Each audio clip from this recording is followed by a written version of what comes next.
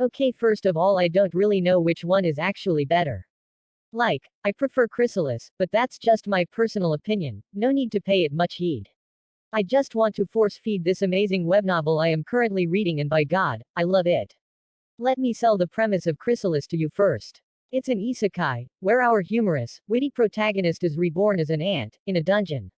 Now just in this line you can see the similarities between this and Kumo-Dazu.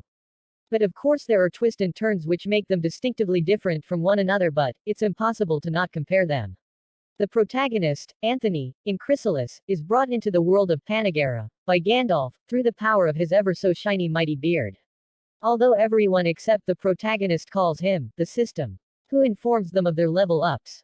Anthony is a sucker for Gandalf and his mighty glorious beard.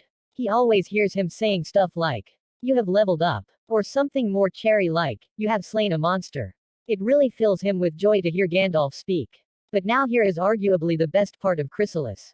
Gandalf, as Anthony calls the mysterious voice of the dungeon which brings people over from Earth, is quite kinky. He likes them broken. The only people that are able to reincarnate in the magical dungeon of Panagra are people who are truly broken and have suffered as humans.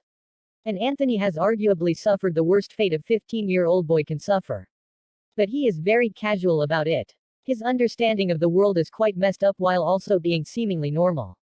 When some details about his past life, even just a tiny bit, were given in the web novel, it changed the whole meaning behind Anthony's actions of him being funnily dramatic about things and also his humorous antics, which started looking more and more like a defense mechanism. Of course there are also other broken people who have been reincarnated and driven insane when placed as monster in a dungeon who is cruel to all. They vary from having suffered PTSD to severe depression. Truly broken in all sense. Chrysalis's Adventure EY, a very humorous novel which can make you laugh real hard. With dark aspects to it and also some dark humors mixed in it, which makes it feel bad to laugh at.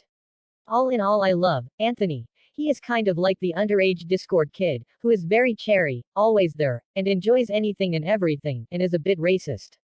I mean, I don't want to throw around controversial stuff, but he is kind of a Ant-supremacist. A problem with Chrysalis on the other hand might be its slow pacing. It didn't bother me much, but then again I am a veteran manhwa reader who has had the patience and sufficient reading speed to binge series with over 4,000 chapter only to get caught up with the series and have to wait for more 4,000 chapter to binge cause apparently the series is just getting started. But I can see Chrysalis's pace being a problem with its 670 chapters, plus its world building seemed a bit shaky in the beginning, but that was mainly cause of the very limited information we were given, and it does shape solid and interesting later in the series.